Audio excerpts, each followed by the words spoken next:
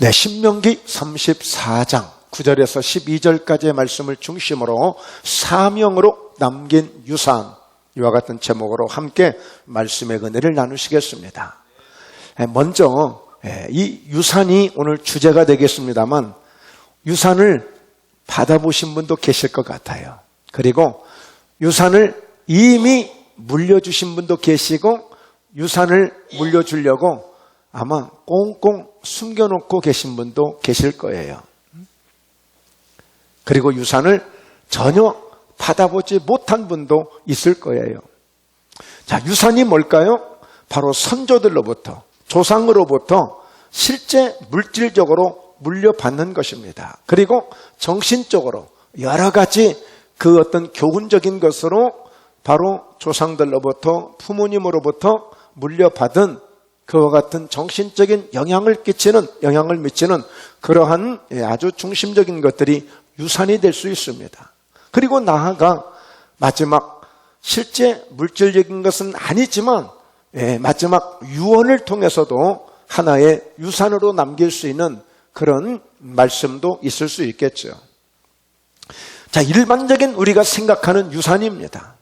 그런데 오늘 말씀의 제목은 사명으로 남긴 유산이에요. 바로 그 가운데 오늘 인물이 모세가 되겠습니다만, 말하자면 모세는 사명자였습니다. 사명자. 그러니까 그 사명자로서의 사명의 유산을 남긴, 사명자로서의 남긴 유산이 있어요. 오늘 여러분들도 마찬가지예요. 내가 누구인가를, 내가 하나님 앞에서, 내가 주님 앞에서 누구인가를 바로 알고, 내가 이런 사명을 받은 사람이었구나, 내가 이런 믿음의 사람이었구나, 그런 확실한 그런 믿음을 가지고, 그런 정체성을 가지고 나를 통해서도 우리 자녀에게, 아니면 누구에겐가 모세가 오늘 이 사명으로 남긴 그 유산을 여호수아에게 남겨준 것처럼 저와 여러분도 그런 필요한, 아주 중요한 그런 유산을 남길 수 있는 우리의 믿음의 결과가 되어야 될 줄로 믿습니다. 네. 자, 그래서요, 오늘 우리가 먼저 살펴볼 수 있는 것은 모세의 사명은 과연 무엇일까요? 모세가 어떤 사명을 가졌을까요? 모세가 120살까지 살았어요. 120살까지. 자, 그런데 그의 삶을 보면 40년 동안은 궁궐에서, 40년 동안은 미디안 광야에서, 40년 동안은 이스라엘 백성들을 애굽에서 이끌어내고, 그리고 그들을 마침내 가나안 땅까지 인도하기 위해서 계속 광야 생활을 통하여 그 40년을 보내게 되고, 마지막 그 젖과 꿀이 흐르는 가나안 땅을 들어가야 될 그 길목에서 들어가지 못하고 그의 생애를 느보산이라는 그 산에서 그 모든 생을 마감하게 됩니다. 자, 그런데 모세가요, 그 어린 시절에 정말 그 어머니의 젖을 먹고 본의 아니게 애굽의 궁궐에 가서 그 바로라고 하는 왕의 딸 공주의 그만 아들이 되고 말았는데, 그러나 어쨌든 그 궁궐에서 40년간을 보내면서 살아가는 그 모세는 청소년이 되어지고 청년이 되고 장년이 되면서 이 모세는 어떤 생각을 가졌겠습니까? 어떤 생각? 모세가 생각했을 때에 청소년의 그 꿈은 어떤 꿈을 가지고 있었겠어요? 청년이 되어지고 장년이 되어질 때 그 모세는 어떤 꿈을 가졌겠어요? 내 사명은 장차 이제 이 어머니로부터, 공주 어머니로부터 잘 교육을 받고 지시를 받고 또 그의 도움을 받아서 장차 이제 나도 이 나라의 왕이 될 수 있겠구나 라고 하는 것이 자기의 하나의 어떤 사명으로 생각할 수 있었던 거예요. 그래서 어쩌면 그는 내 꿈은, 내 목표는 이 나라의 왕이 되어야 되기 때문에 어쩌면 거기에 초점을 맞춰서 공부를 하고 있었고 문무를 겸비하고 있을 수도 있었을 거예요. 그런데 전혀 뜻하지 않게 그만 하나의 사건을 통해서 결국에 그 애굽을 떠나야 되는 이런 상상할 수 없는 일이 벌어지게 됩니다. 그러면서 그는 결국에 미디안이라고 하는 이 광야 지역에 그만 가게 되어져서 그곳에서 이제 장인을 만나게 되고, 그리고 그가 가서 이제 아내를 만나고 결혼을 하게 되어져서 그 미디안 광야에서 살게 되는데, 돌이켜보니까 40년 동안을 그 광야에서 뭐 했냐? 양을 치는 일을 했어요. 즉 목장을 경영하고 목장을 운영하는 일이었어요. 근데 그게 주인도 아니야. 장인의 이드로라고 하는 이 장인의 양떼를 키우면서 그 일만 40년 동안 그야말로 우리 전라도 말로 뼈 빠지게 그냥 고생한 거예요. 여러분, 그때에 또 이 모세의 사명은 무엇으로 생각했겠습니까? 모세가 생각하기를, 자신이 생각하기를 나는 어떤 사명을 가진 사람인가 이렇게 생각했겠어요. 나는 궁궐에서의 내 인생이, 내 삶이 아니었고 뭔가 하나님은 나를 이 광야 가운데 인도해서 양떼를 키우고 목장을 만들고 그래서 큰 부자가 되게 하려고 하는 그런 사명이 있는갑다라고 생각했겠죠. 왜냐하면 40년 동안 모세는 등장되어진 사건이 없어요. 80세가 되어서서 하나님이 그를 찾아오셔서 그가 발견된 거예요. 그러니까 그의 인생은, 그의 삶은 그 광야 동안 40년을 살면서 내가 맡은 사명, 내가 감당해야 될 사명은 이 양떼들 잘 돌보고 이 소떼들 잘 돌보면서 목장을 1개, 2개, 3개 이루면서 지금은 장인의 양떼를 키우고 있지만 내 목장을 갖는 것, 이것이 내 사명이겠구나. 이것이 내게 주어진 하나의 내 인생에 가야 될 길이겠구나. 이렇게 생각하지 않았겠어요? 그런데 전혀 자기 의지와 자기 계획과 상관없이 하나님은 그 모세를 애굽 땅에 보내게 되었고 그 있는 이스라엘 백성들을 이끌어내어서 젖과 꿀이 흐르는 가나안 땅으로 인도하기 위해서 하나님이 그에게 특별한 사명을 주시고 그를 써주신 줄로 믿습니다. 할렐루야. 여러분, 중요한 얘기입니다. 중요한 말씀이에요. 지금 여러분들이 겪고 있는, 여러분들이 지금 경험하고 있는 삶을 통해서 어쩌면 내가 지금 이 장사를 하고 있으니까 내 사명은 이 장사에서 돈을 많이 벌고 1개 더 차리고 2개 더 차리고 그래서 그렇게 살다가 내 인생은 그렇게 끝나는 것이구나 라고 여러분의 사명을 그렇게 생각할 수 있어요. 나는 지금 어떤 회사에 있으니까 나는 이 회사 생활 그냥 잘 하다가 퇴직하고 그러다가 그냥 또 나이 들면 또 이렇게 어울리면서 이렇게 여생을 보내면서 구경도 한 번씩 하고 여행도 한 번씩 하면서 내 인생은, 내 사명은 이렇게 그냥 가는 것이구나 라고 생각할 수 있어요. 현재 처해 있는 여러분이 하고 있는 그 일이 내 인생의 사명의 전부라고 할 수 있단 말이에요. 누구처럼? 모세처럼. 궁궐에 있을 때는 내가 장차 왕이 되는 게 사명이겠구나, 정치하는 것이 사명이겠구나 이렇게 생각했는데 전혀 아닌 미디안 광야로 가서 양떼를 치고 있는 거예요. 결국에 나는 그건 아니었구나. 그냥 양떼나 돌보면서 살아가는 것이 내 인생의 사명이었는가 보다. 그런데 또 하나님은 정말 뜻하지 않게 세상에 선지자라는 사명을 주셔가지고 그를 하나님이 쓰시잖아요. 여러분의 자녀들이, 여러분의 인생이 아직도 끝난 거 아니에요. 과정이에요. 그 여러분에게 주어진 사명들이 어떻게 바뀌어질 수 있으며 여러분들이 그 사명을 어떻게 붙잡을 수 있는가를 여러분 하나님만이 아시고 하나님이 그렇게 써주실 것입니다. 그래서 지금 내 사명을 발견하는 것도 중요하지만 내가 정말 주님이 원하시는 그 사명을 따라서 가는 것 또한 굉장히 중요한 것입니다. 아주 중요한 거예요. 저 역시도 마찬가지예요. 제가 이 강단에 지금 서 있는 이 자체가 제가 과거의 제 모습에서 지금 현재를 생각해 보면 이거는 상상할 수 없는 어떤 기적이고 이거는 전혀 어떤 딴 세상 속에 와 있는 제 모습이에요. 지금.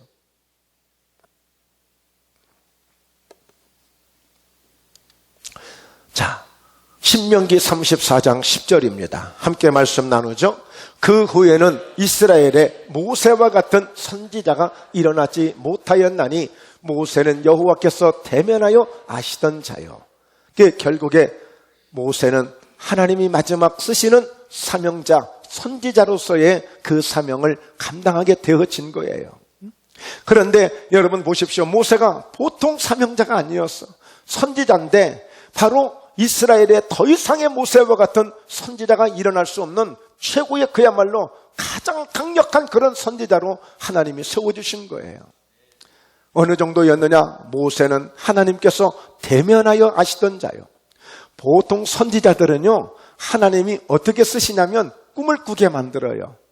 꿈을. 그리고 아니면 하나님이 바로 그 선지자들에게 환상을 주어서 환상을 보게 만들어요. 그리고 아니면 하나님이 직접 말씀을 주시기도 하는 거예요. 선지자는 뭐 하는 사람이냐? 먼저 알리는 사람이에요.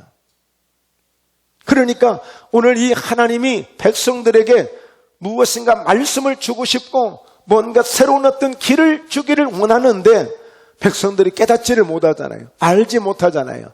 그러니까 선지자를 세워서 하나님이 주고 싶은 말씀들을 선지자에게 깨우치도록, 선지자를 통해서 깨우치도록, 예? 내일을 준비하라, 이 시대를 준비하라, 그렇게 살면 안 된다, 그건 잘못되는 것이다, 우상을 섬기면 안 된다, 이런 것들을 알려주는 사람이 선지자예요. 오늘 이 시대의 선지자는 누구냐? 이제 말씀을 계속 한 번 더 보면서 보죠. 11절을 읽습니다. 여호와께서 그를 애굽 땅에 보내사 바로와 그의 모든 신하와 그의 온 땅의 모든 이적과 기사와, 결국에 하나님이 이 선지자로 세우시고 그를 쓰시는데, 즉 그런 말씀만 주시고 주시고자 하는 그런 내용들을 주시고 그렇게만 쓰게도 하시지만 또 하나님이 또 특별한 일이 있어서 이렇게 애굽 땅에 모세를 보내시듯이 하나님이 이렇게 쓰시는 거예요. 그리고 그 바로 왕과 그리고 그의 모든 신하들 그리고 온 땅의 모든 이적과 기사를 베풀게 하는 그런 선지자로 하나님 쓰시겠다는 거예요. 그러니까 이 선지자는 내가 막 공부를 많이 해서 내가 막 자격증을 많이 따가지고 어떤 막 능력을 내가 얻어가지고 아니면 막 몸집을 막 키워가지고 쓰임받는 것이 아니라 하나님이 쓰기로 작정하시면 그에게 필요한 것들을 다 공급해 주시는 게 하나님의 역사입니다. 자, 12절이요. 자, 모든 큰 권능과 위엄을 행하게 하심에 온 이스라엘의 목전에서 그것을 행한 자이다. 그러니까 이 모세가 그냥 선지자로서만 말씀만 전해주는 선지자로서만 쓰임받은 것이 아니라 바로 왕, 그의 신하들, 모든 백성들 그리고 온 천하에 그리고 기사와 이적 큰 권능과 위엄을 행하게 했어서 온 이스라엘의 목전에서 그것을 행하게 한 자예요. 그러니까 선지자들이 많이 있습니다. 요나도 선지자입니다. 물고기 뱃속에 한번 들어갔다 나와가지고 한번 가서 니네성에 가서 복음 전하고 그 이후에 그 이전도 그 이후도 없어요. 딱 한 번 그냥 쓰임받고 마는 거예요. 그 시대에. 그래도 결정적으로 니네 사람 약 10에서 20만 명 정도 되는 그 성을 구원하기 위해서 요나를 쓰신 거예요. 그러나 모세는 좀 다르죠. 바로 왕과 신하와 온 백성들 이스라엘의 온 목전에서 기사와 이적으로 큰 권능으로 하나님의 살아계심을 나타내게 만드시는 이런 선지자로 쓰신 거예요. 그렇다면 오늘날 이 시대에 누가 선지자인가? 자, 베드로전서 2장 9절입니다. 함께 읽습니다. 그러나 너희는 택하신 족속이요. 아멘. 저와 여러분 모두가요 택하신 족속들이에요. 이 얘기는 무슨 얘기예요? 우리는 이미 대한민국 사람으로 이 땅에서 살고 있지만, 태어나서 살고 있지만, 저와 여러분이 택하신 족속이라고 하는 것은 하나님이 복을 주시고 하나님이 구원하실 아브라함의 자손, 오늘 하나님의 은혜의 귀한 성도가 된 줄로 믿습니다. 바로 택하신 족속들이에요. 그러니까 너희는 왕같은 제사장들이요 거룩한 나라들이요 그의 소유가 된 백성이니 이는 너희를 어두운 데서 불러내어 그의 기이한 빛에 들어가게 하신 이의 아름다운 덕을 선포하게 하려 하심이라. 아름다운 덕을 선포하게 하려 하심이라.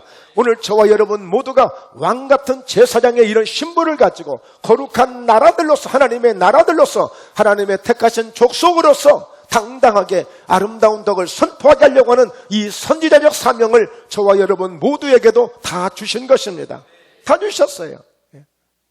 특히나 오늘 주의 종들 오늘 목사님들을 이 시대에 선지자로 세워주시고 제사장으로 세워주셔서 예배를 인도하고 주의 말씀을 전하게 만들며, 또 왕 같은 그런 제사장은 뭐겠습니까? 권세 있는 제사장으로 쓰겠다는 거예요. 권세 있는, 위험 있는 제사장으로 쓰시겠다는 거예요. 오늘 이 말씀을 믿음으로 아멘 하시기를 바랍니다. 받아들이시고, 정말 저희 목포 예담교회가 정말 많은 교회가 있고 많은 주의 종들이 있지만 그 가운데서 많은 선지자 가운데 모세를 가장 큰 선지자로 세우신 것처럼 이왕이면 저희 목포 예담교회가 그런 선교사적 사역을 잘 감당하는 교회로 쓰임받기를 주의 이름으로 축원합니다. 저와 여러분이 함께 그렇게 쓰임받는 그런 역사가 있기를 주의 이름으로 축원합니다. 그렇습니다. 모세는 선지자로서의 마지막 사명을 잘 감당한 사람이에요. 그렇다면 과연 모세는 어떤 유산을 받았을까요? 그 인생 속에. 그리고 그는 선지자로서 정말 어떤 유산을 남겼을까요?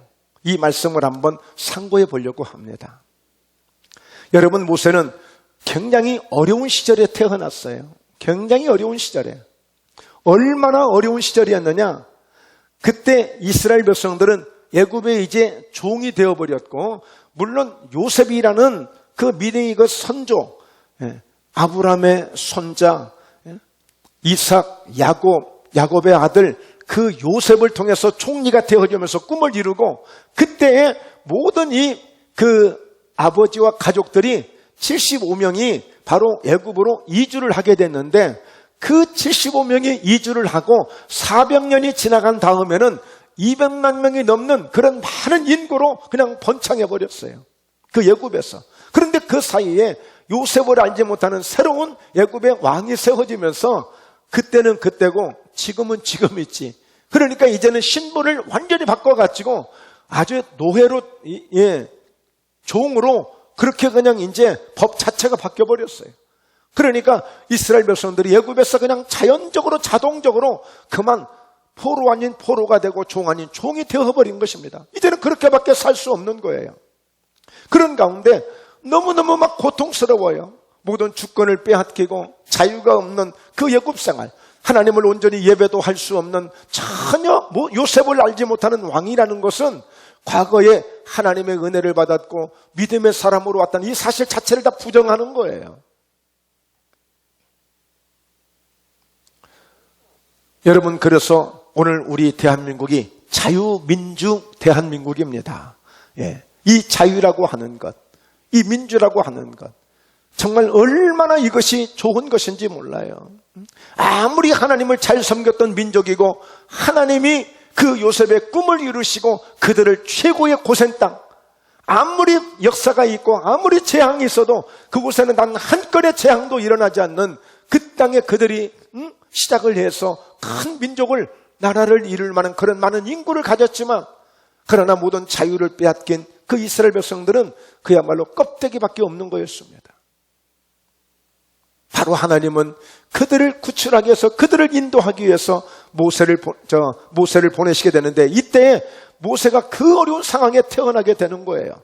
후에 이제 말씀을 다시 한번 보려고 합니다만, 그때 막 인구가 늘어나니까 이 애굽에 있는 왕이 두려움을 갖게 된 거야. 갑자기 셋방살이가 온방살이 하는 사람을 쫓아낸다는 말이 있잖아요.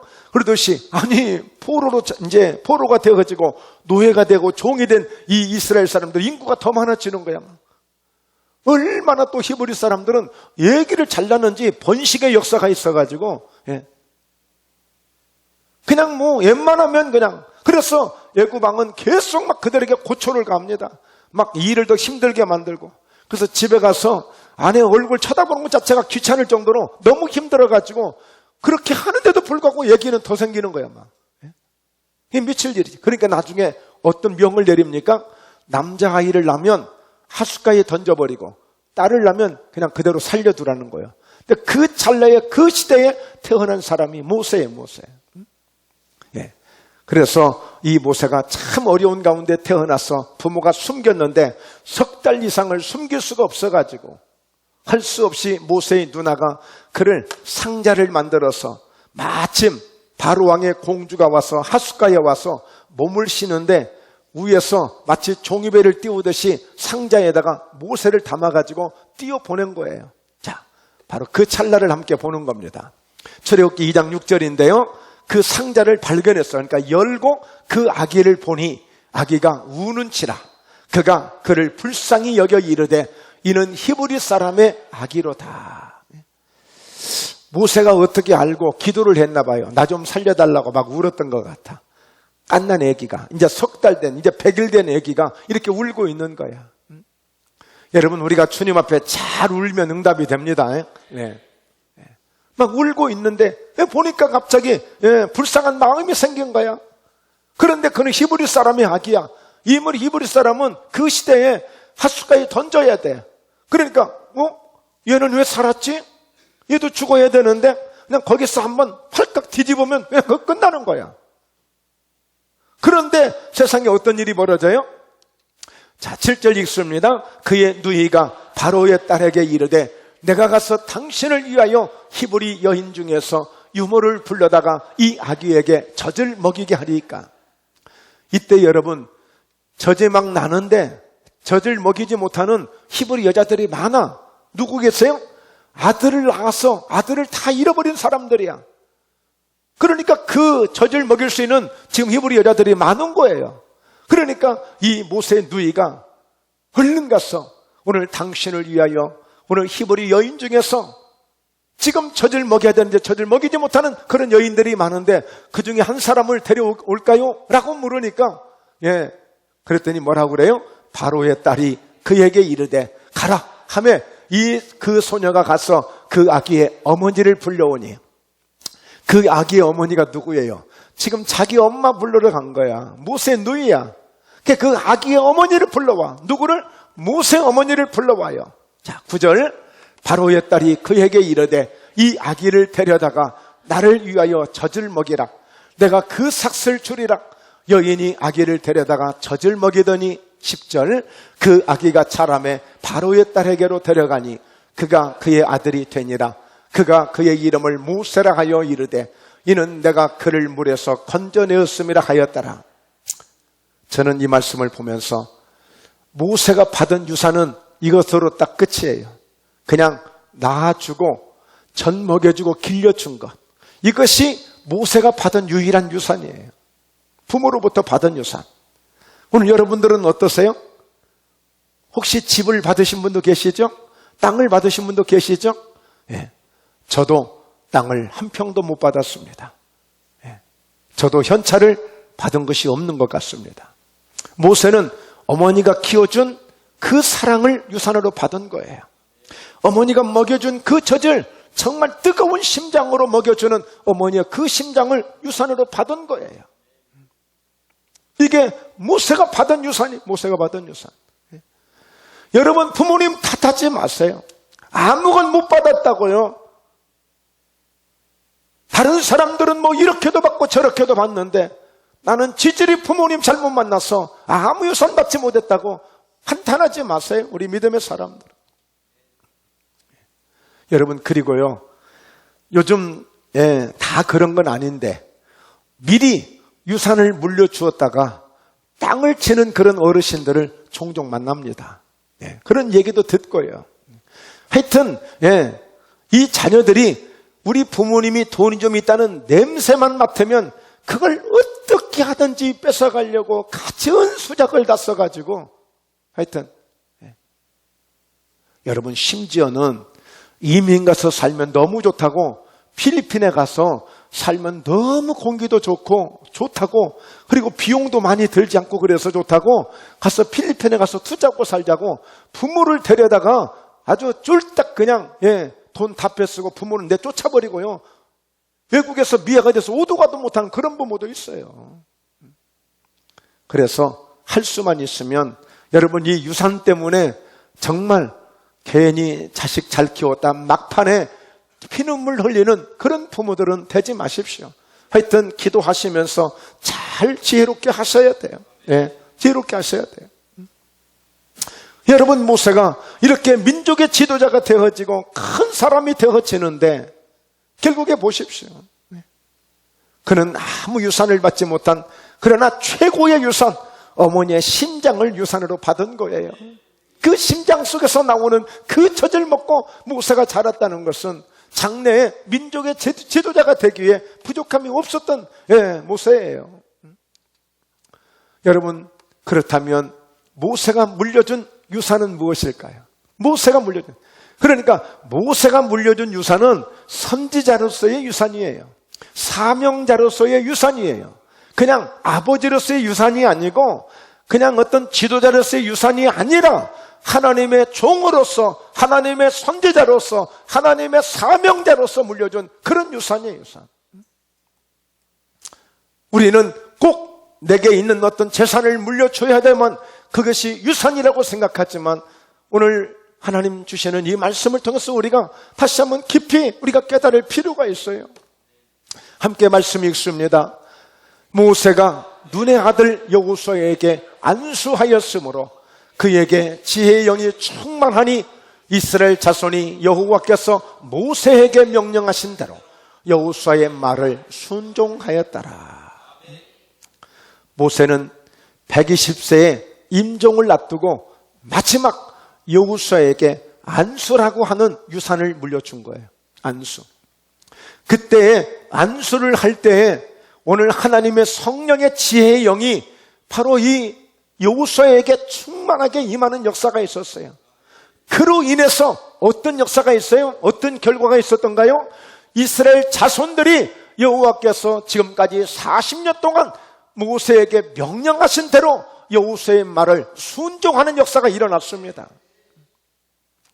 그러니까 오늘 이 모세는 여호수아에게 이스라엘 모든 백성들이 40년 동안 모세의 말을 듣고 함께 그 광야를 따라오며 순종했던 것처럼 바로 여호수아에게 주어진 그 유산은 돈으로 문제를 해결하게 하신 것이 아니라 어떤 힘으로 해결한 것이 아니라 하나님의 역사, 하나님의 은혜로 이스라엘 모든 백성들을 함께 순종하게 만드는 위대한 지도자가 되게 만들어 주신 것입니다. 이게 여호수아가 모세로부터 받은 유산이었어요. 유산. 여러분, 오늘날에도 많은 교회가 은퇴식을 하고 새롭게 이임식을 하고 또 목사님이 정년이 되면서 이렇게 바뀌는 일들이 많이 있습니다.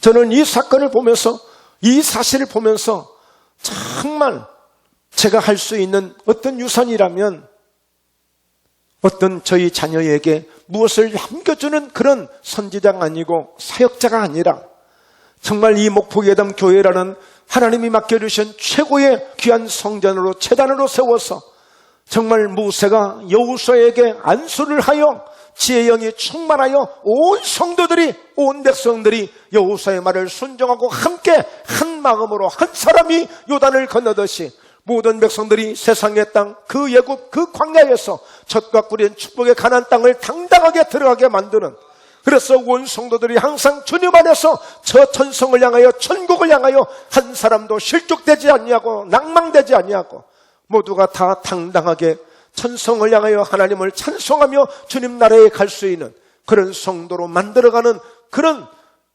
유산을 남겨주고 싶은 것입니다. 그런 유산을.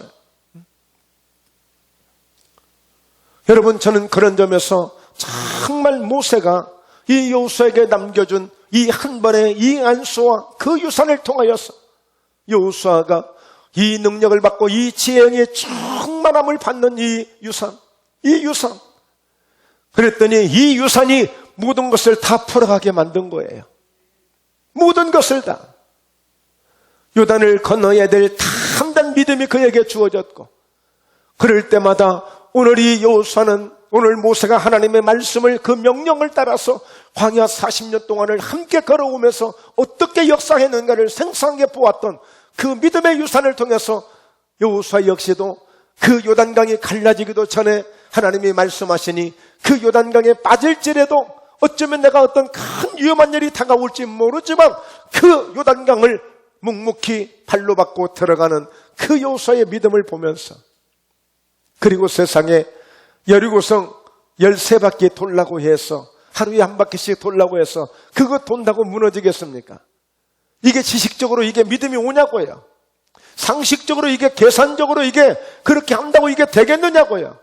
그러나 그는 바보처럼 어린아이처럼 순수하게 하나님 말씀한 대로 그렇게 하잖아요. 하니까 역사가 일어나지 않습니까? 오늘 우리가 하나님의 말씀에 순종해보고 그 말씀대로 한번 해보고 그렇게 할 때에 역사가 나타나는 것을 경험할 수 있어야 되는데 해보지도 않고 하려고 하지도 않고 우리는 여전히 내 계산대로 내 생각대로 내 방식대로만 살려고 하는 것이 오늘날 어쩌면 우리의 연약한 믿음이 아닌지를 돌아봐야 되는 것입니다.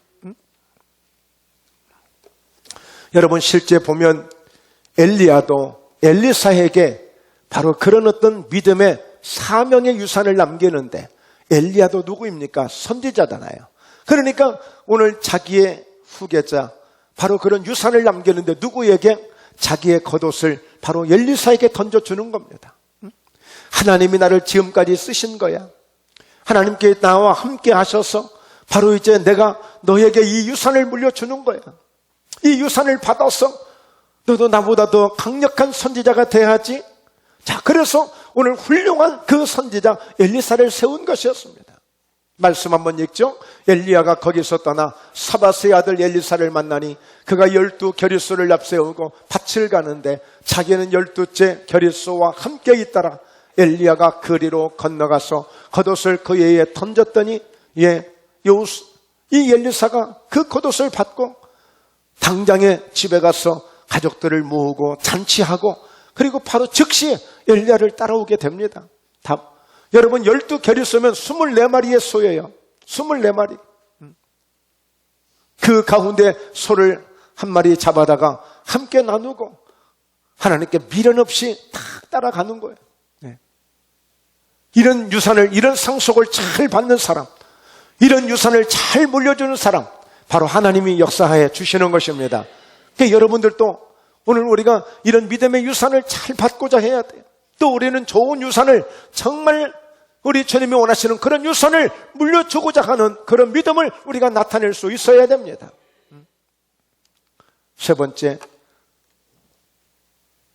유산인데 우산이라고 그랬네요. 네.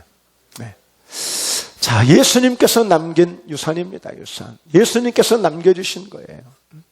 자, 마태복음, 마가복음, 누가복음. 자, 마태복음에서는 어떤 유산을 우리에게 남겨주셨습니까? 예수께서 나와 말씀하여 이르시되 하늘과 땅의 모든 권세를 내게 주셨으니 그러므로 너희는 가서 모든 민족을 제자로 삼아 아버지와 아들과 성령의 이름으로 세례를 베풀고 자, 그리고 내가 너희에게 분부한 모든 것을 가르쳐 지키게 하라. 볼지어다 내가 세상 끝날까지 너희와 항상 함께 있으리라 하십니다. 자, 그러니까 여러분, 우리 예수님이 어떤 분이시라고요? 자, 하늘과 땅의 모든 권세를 갖고 계신 분이야. 아이고, 하나님 그렇게 많으신데 주님, 그 중에 이와 같이 땅이라도 한 평 주시죠. 그 중에 그래도 땅이라도 몇 평 주시죠. 이게 아니라 하늘과 땅에 가진 그 권세를 바로 저희에게 유산으로 물려주신 줄로 믿습니다. 하늘과 땅의 권세, 그 유산을 가지고 오늘 너희는 모든 족속으로 제자를 삼고 아버지, 아들, 성령의 이름으로 세례를 베풀고 그리고 내가 너희에게 분부한 모든 것을 가르쳐서 지키게 하라. 할렐루야. 예. 세상 끝날까지 항상 함께 해주시겠대요. 이게 우리 예수님 우리에게 주신 유산이에요. 그러니까 여러분, 우리가 뭐 해야 되겠어요? 당당하게 하늘과 땅의 권세를 가지신 예수님께로부터 내가 유산을 받은 사람이야. 그럴 거 아닙니까?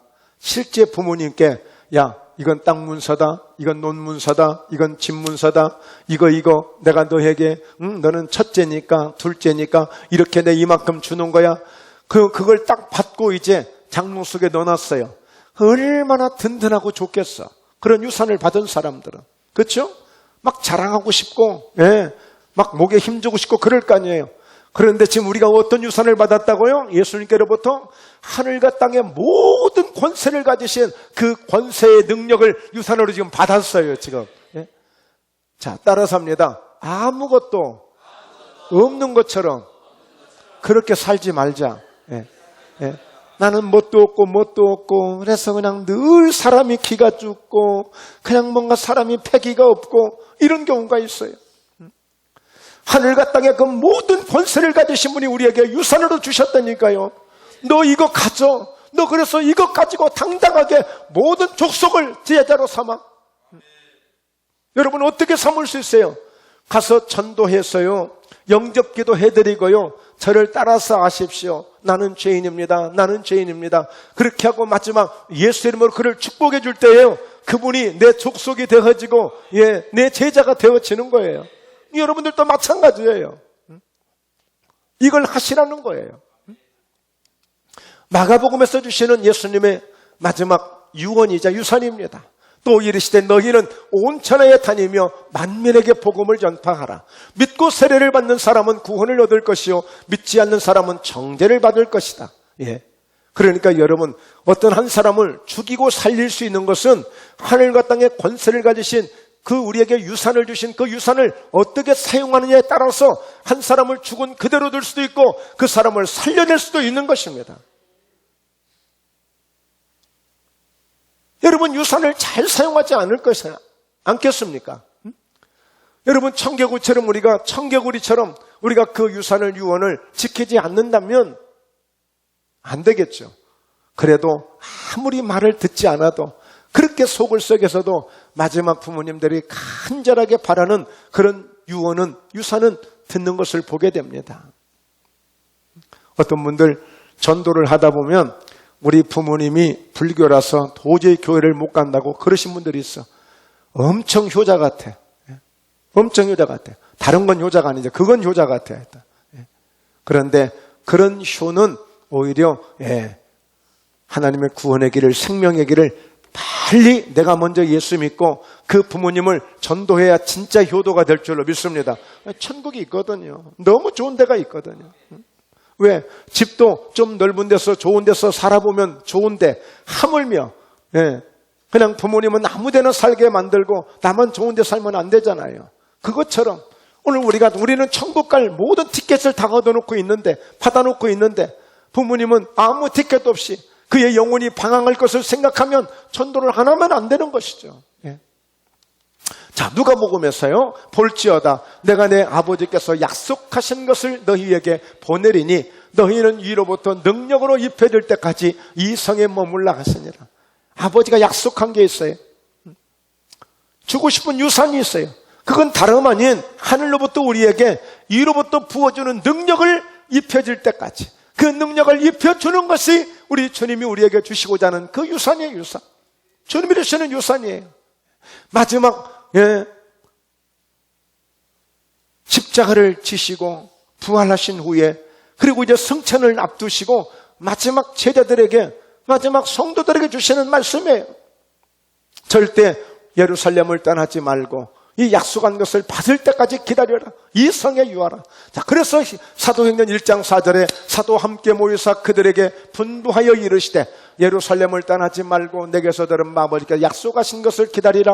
요한은 물로 세례를 베풀었으나 너희는 몇 날이 못되어 성령으로 세례를 받으리라 하셨느니라. 약속을 지키게 하잖아요. 유산을 물려주고, 야, 가서 동사무소에서 신고해, 법원에 가서 신고해. 그건 다 할 거 아니에요. 내 것을 만들려고. 오늘 주님이 우리에게 주시고자 하는 것들을 우리에게 주시잖아요. 약속을 주시잖아요. 유산으로 주시잖아요. 유언으로 주시잖아요. 그러면 그것을 우리가 행하는 거예요. 어떻게? 기도로 그것을 이룰 수 있잖아요. 믿음으로 우리가 아멘함으로 확신을 가지고 우리가 순종할 때 역사가 일어나지 않습니까? 그렇게 하는 거예요. 사도행전 1장 8절 오직 성령이 너희에게 임하시면 너희가 권능을 받고 예루살렘 유대 온 사마리아 땅끝 이르러 내 증인이 되리라. 이 약속을 믿으셔야 돼요. 이게 우리 주님이 우리에게 주시고자 하는 유산이에요. 유산. 최고의 가장 값진 유산이에요. 돈으로 살 수 없는 유산, 명예로 살 수 없는 유산, 오직 믿음으로만, 오직 사모하고 간절히 기도함으로만 받을 수 있는 유산, 이 유산을 받아야 되는 것입니다. 이 유산은, 이것은 전체적으로 모든 사람들이 주신 유산이고요. 자, 예수님은요 바로 바울이라고 하는 사람에게 개인적으로 유산을 주셨어. 무슨 유산을? 가라. 이 사람은 내 이름을 이방인과 임금들과 이스라엘 자손들에게 전하기에 택한 나의 그릇이라. 예수님이 아주 마음 먹고 택한 그릇이 있어요. 내가 쓰기로 작정한 그런 사명을 주고 그런 선지자로서 이 시대에 정말 능력자로서 쓰시기 위한 그런 사울을 택하시고 예수님께서 그에게 유산을 주시는 거야. 무슨 유산을? 자, 그래서 그가 내 이름을 위하여 얼마나 고난을 받아야 할 것을 내가 그에게 보이리라. 그는 내 유산을 지키기 위해서, 내 유언을 지키기 위해서 많은 고난을 받게 될 거야. 사울이라고 하는 사람, 이런 유산을 받는 사람도 있어요. 그래서 결국에 아나니아를 보내서 그에게 안수할 때에 성령으로 충만한 역사가 있게 되어지고, 즉시 그는 마치 기다렸다는 듯이 그렇게 예수님을 믿는 사람들을 핍박했던 사람이 금세 오히려 예수님을 증거하고 자랑하는 사람으로 바뀌어버린 것입니다.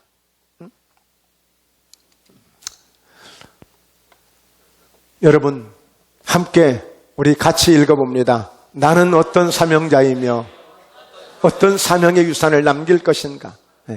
오늘 이 사실을 여러분들이 발견할 수 있기를 바라겠고요. 여러분 찾을 수 있기를 바라겠고, 여러분들의 사명을 잘 한번 부여잡을 수 있는 이런 믿음의 기회가 되시길 주의 이름으로 축원합니다. 자, 왜 그럴까요? 우리는 각각 재능대로 한 사람에게는 금 5달란트, 한 사람에게는 2달란트, 한 사람에게는 1달란트. 누구나 여러분 나 아무것도 받은 게 없는데요. 있어요. 다 있습니다. 각자에게 다 있어요. 곰한테 물어보세요. 네가 받은 사명이 뭐냐? 그러면 아따 나는 잘 굴르는 것이라. 예.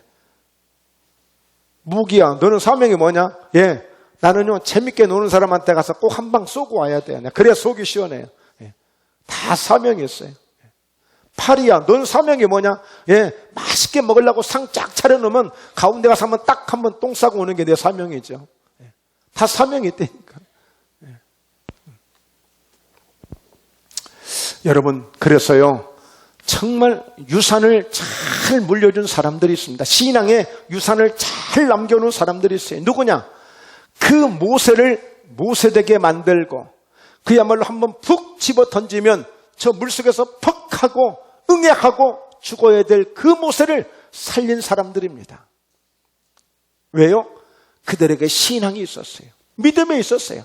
그래서 그 모세에게, 그 어린 핏덩이에게 줄 수 있는 유산을, 줄 수 있는 선물을 그에게 주어졌는데, 그를 통하여서 민족을 이끌어가는, 민족을 살리는 민족의 지도자가 만든, 대택에 만든 이런 대역사가 있습니다. 대역사가 있어요. 그게 누구였느냐? 자, 보십시오. 그 시대에 애굽 왕이 히브리 산파 십부라라 하는 사람과 부하라 하는 사람에게 말하여 이르되 너희는 히브리 여인을 위하여 해산을 도울 때 그 자리를 살펴서 아들이거든 그를 죽이고 딸이거든 살려둬라. 그러나 산파들이 하나님을 두려워하여 애굽왕의 명령을 어기고 남자 아기들을 살린지라. 애굽왕이 산파를 물려 그들에게 이르되 너희가 어찌하여 이같이 남자 아기들을 살렸느냐?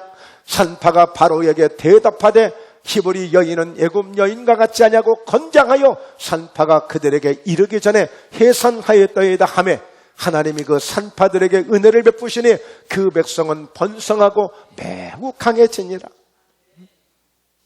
여러분, 그 핏덩이를 지금 살려놓는다고 이 핏덩이가 장차 어떤 인물이 될지, 어떤 사람이 될지 어떻게 알겠습니까?